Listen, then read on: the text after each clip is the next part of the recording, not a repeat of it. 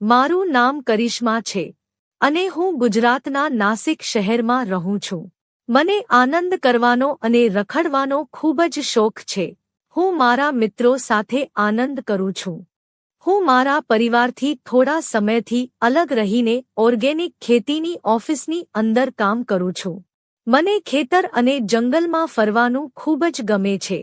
મને મારા કામથી થોડીક જ રજા મળે છે અને તે રજાઓની અંદર હું ફરવા જતી રહું છું. ઓફિસની અંદર મારો મેનેજર જેનું નામ પપ્પુ હતું, તે મને કૂતરાની જેમ જોયા કરતો. મને એવું લાગતું કે તે હમણાં મને કરડી જશે. તે કૂતરા જેવો હતો, પણ તે મને પસંદ પણ હતો. પણ જ્યારે હું મારું પાનું ન જોઉં ત્યાં સુધી હું કોઈ સાથે મિત્રતા કરતી નથી. અમારે એક વખત સરકારી યોજનાની માહિતી આપવા માટે ગામડે જવાનું થયું. અમે ઓફિસમાંથી 3 જણા ત્યાં જવા માટે નીકળવાઈ ગયા. અમારે મેનેજરે સારી વ્યવસ્થા કરી હતી, કારણ કે મેનેજર પણ તે જ ગામનો હતો. લગભગ 4 કલાક સતત મુસાફરી કર્યા પછી અમે ત્યાં પહોંચ્યા. ગામના લોકોએ અમારી માટે સૂવા અને રહેવા માટે એક મોટા મકાનની વ્યવસ્થા કરી હતી અને સાફ સફાઈને રસોઈ બનાવવા માટે એક છોકરી પણ હતી જેનું નામ રેખા હતું. તેણે જમવાનું બનાવ્યું અને અમે બધાએ પેટ ભરીને ભોજન લીધું. થોડા સમયમાં જ મારી તેની સાથે દોસ્તી થઈ ગઈ અને અમે બંને નવી નવી વાતો કરવા લાગ્યા. તેને જોઈને મને લાગતું હતું કે તે આ નાના એવા ગામમાં પણ ખૂબ જ આનંદ કરતી હશે. મારી સાથે આવેલા બંને કર્મચારીઓ ગામમાં ફરવા માટે જતા રહ્યા તો રેખા કહેવા લાગી કે તે ફરવા નહીં પણ પીવા માટે ગયા છે. મેં વાતમાં તેને પૂછ્યું કે મને લાગે છે કે તું ગામમાં ખૂબ જ મજા લઈ રહી છે. તો રેખા કહેવા લાગી કે હા, અહીંયા જોઈએ તેવી દરેક સગવડ મોવી રહે છે. પણ મેડમ, તમને કેટલા નંબરનું પાનું ગમે છે? તો મેં તેને હાથનો ઇશારો કરીને કહ્યું કે મને 10 નંબરનું પાનું ગમે છે.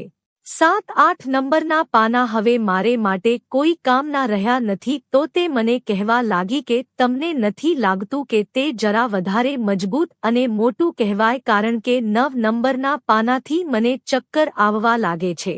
તો મેં તેને કહ્યું, મને 10 નંબરનું પાનું જોઈએ છે. 9 નંબરનું પાનું મારા કશા કામનું નથી. જો તારી પાસે વ્યવસ્થા હોય તો તું મને તેની વિશે જણાવ. તો રેખા કહેવા લાગી છે, મેડમ, આજે રાત્રે 10 વાગ્યે તમે મારા ઘરે આવજો. હું તમને તેની વ્યવસ્થા કરાવી આપીશ. હું સાંજ પડવાની રાહ જોવા લાગી. રેખાએ રાત્રિનું ભોજન બનાવ્યું અને અમે બધાએ રાત્રિનું ભોજન લીધું. અમે 10 વાગી રહ્યા હતા એટલે હું રેખાના ઘર તરફ જવા લાગી. તેનું ઘર ગામની બહાર હતું. ત્યાં પહોંચીને મેં રેખાને નિંદરમાંથી જગાડી અને કહ્યું, ચાલ, આપણી વચ્ચે જે વાત થઈ હતી તે મને બતાવ. એટલે તે મને કહેવા લાગી કે મેડમ, તમે એકવાર ફરી વિચાર કરી લ્યો, પછી મારી કોઈ જવાબદારી રહેશે નહીં. તો મેં કહ્યું, તું ચિંતા ન કર, તું મને ફક્ત તે બતાવ. તો તે મારો હાથ પકડીને ચાલવા લાગી. ચાલતા ચાલતા અમે એક જંગલની અંદર પહોંચી ગયા. મેં તેને કહ્યું, અરે પાગલ, ગામ મૂકીને તું મને આ સુમસામ અને ડરામણા જંગલની અંદર શા માટે લાવી છે?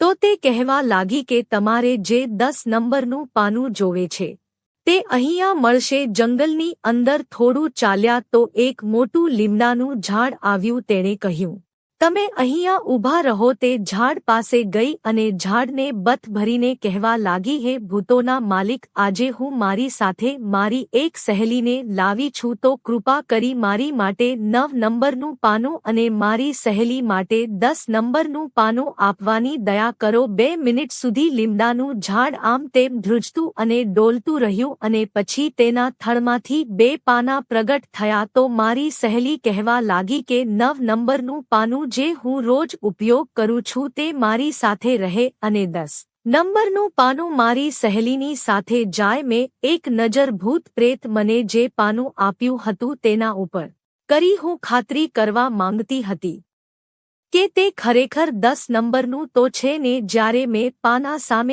જોયું તો મારી આંખો ફાટી ગઈ અને હું મનમાં ને મનમાં વિચારવા લાગી કે મેં આ નંબર માંગીને કોઈ મુસીબત તો નથી હોરીને, પરંતુ હવે પાછો ફરવાનો કોઈ રસ્તો ન હતો. એટલે મેં હિંમત કરીને તેને યુઝ કરવાનો વિચાર કર્યો. મેં તેને હાથમાં લઈને સાફ કર્યો અને પછી મિત્રો તે જાદુઈ પાનાએ મને એવો ખેલ બતાવ્યો કે મારી સિંચો આખા જંગલની અંદર ગુંજી રહી હતી અને રેખા મને કહી રહી હતી કે મેડમ તમારી ભૂલ તમને નડે છે. આ બધો તમારે પહેલા વિચાર કરવો જોઈએ તો હતો કે આપણી કેપેસિટી અને કામ કરવાની શક્તિ કેટલી છે. હવે પહતાવાનો સમય નથી. હિંમત રાખો એટલે તમારું કામ પૂરું થઈ જાય. મિત્રો, વિડિયોનો આગળનો ભાગ સાંભળવા માટે ચેનલને સબસ્ક્રાઇબ અને વિડિયોને લાઇક કરી દેજો.